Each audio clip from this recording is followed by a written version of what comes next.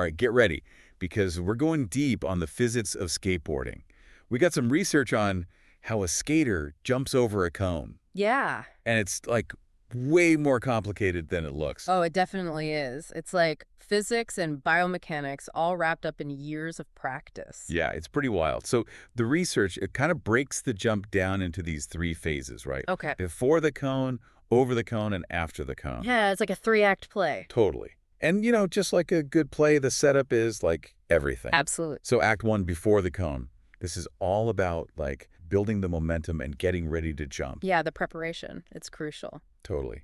So the source talks about building momentum with that initial push, which seems obvious, but Yeah. like what's actually happening there? Physics-wise, I mean. Well, it's all about energy, really. That initial push is like winding up a spring. The skater is taking their effort and turning it into kinetic energy, the energy of motion.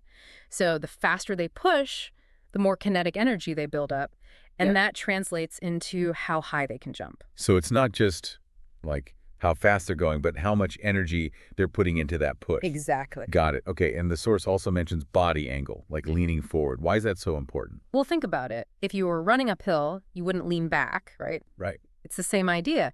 Leaning forward keeps the skater balanced while they're building up speed, and it makes them more aerodynamic, so they can cut through the air more efficiently. Oh, so it's like aerodynamics for humans. Exactly. I like it. Everything's connected. Yeah. Okay, so the source also talks about the placement of the back foot.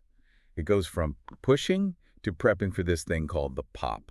What's up with that? Ah, the back foot. That's the secret to getting airborne. So by shifting it to the tail of the board, the skater creates leverage. It's like a seesaw, right? You push down on one end to lift the other. Same idea here. The back foot lets the skater create upward force, and that's the pop. Gotcha. So the back foot is like the lever that launches the whole jump. Exactly. That makes sense. Yep. Okay, and then we get to the ollie, which is like the coolest part. Absolutely. The source explains that while the back foot is popping, the front foot is sliding up the board. Why? What's the point of that? So the ollie is where things get really interesting. The front foot slide is all about controlling the rotation of the board. Okay. See, when the back foot pops, it creates upward momentum, but it also makes the board want to rotate. Oh. If the skater didn't do anything, they'd end up doing a backflip. Whoa, really? Yeah. So by sliding the front foot up, they actually shift the board's center of gravity. It's this super delicate balance between like lifting with the back foot and controlling the spin with the front. Wow, so it's like they're manipulating physics with their feet. Exactly. Yeah. The source called it a synchronized dance, and they're not wrong. That is insane. Yeah. The amount of control is Right. just mind-blowing. And then there's the hand and arm movements too. Is that just for show or? Oh, no, those arm movements are super important. They help the skater get even higher and stay balanced. It's this physics concept called angular momentum. Okay. Think about how figure skaters spin faster when they pull their arms in. It's the same idea. Got it. By swinging their arms up, skateboarders are basically giving themselves an extra boost.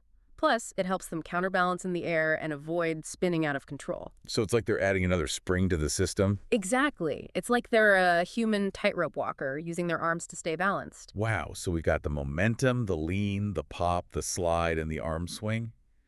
It's crazy how every little thing works together.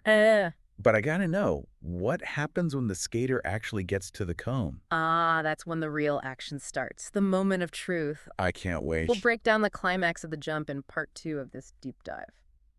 Okay, we're back and ready to talk about what happens when the skater gets to the cone. This is where it gets really cool. Yeah, because it's not just about, like, jumping high enough, right? Right. It's about clearing the obstacle. Exactly. So the research calls this phase jump execution and energy transfer, which, like, sounds pretty intense. It is. What's actually happening in that split second when the skater's, like, flying over the cone? Well, remember that pop we talked about? Yeah. That's where Newton's third law really comes into play. Okay, remind me about Newton's third law again. Sure. It's the one that says, for every action, there's an equal and opposite reaction. Right. It's like jumping on a trampoline. You push down on the trampoline and it pushes back on you with the same force, sending you up in the air. Oh, yeah. It's the same with a skateboard. That downward force on the tail creates an equal upward force that launches the skater. Okay, that makes sense. But what about the front foot slide, the ollie? How does that factor in? It's all about controlling the rotation. Remember, the pop creates upward momentum, but it also creates a rotational force. The front foot slide is like a counter rotation. Think of it like a spinning top. If you could shift its weight to one side, you could like level it out midair. Oh, wow. That's kind of what the skater's doing with the ollie. So they're basically manipulating physics with their feet. Exactly. It's amazing.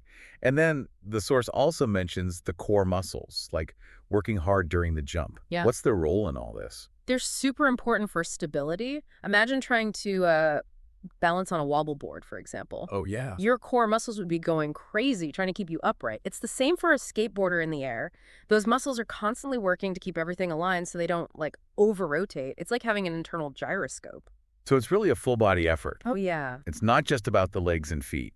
And the source also talks about hand and arm adjustments during the jump. Is that for balance too? Exactly. The arms provide that extra bit of counterbalance and help the skater fine-tune their position in the air, like a tightrope walker using those long poles. Wow.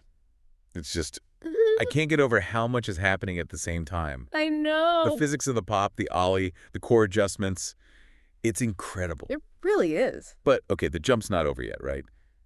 What happens when it's time to come back down? That's the next chapter, sticking the landing. That's where we'll pick up in part 3. Okay, so we've seen the launch, we've seen the skater clear the cone, and now it's time for, like, the grand finale. Sticking the landing. Yeah, the landing is super important. It's going to be tough, right? I mean, you're coming down from this, like, crazy jump. Oh, absolutely. It's all about absorbing the energy from the jump and, getting back to a stable position. It's like, think about a gymnast dismounting from the uneven bars. Okay. They don't land with their legs straight, right? They bend their knees to soften the impact. Yeah. It's the same for a skateboarder. That front foot usually hits the ground first, kind of like a shock absorber. It's all about controlling that downward momentum. Makes sense. So the front foot takes the hit, but then what? Like, how do they keep from just, like, collapsing? Well, weight distribution is key. Think about it. If you land on one foot, you're way more likely to wobble and lose your balance. Right. But if you land on both feet, shoulder width apart, you've got a much wider base of support. It helps you stay stable. Ah, okay.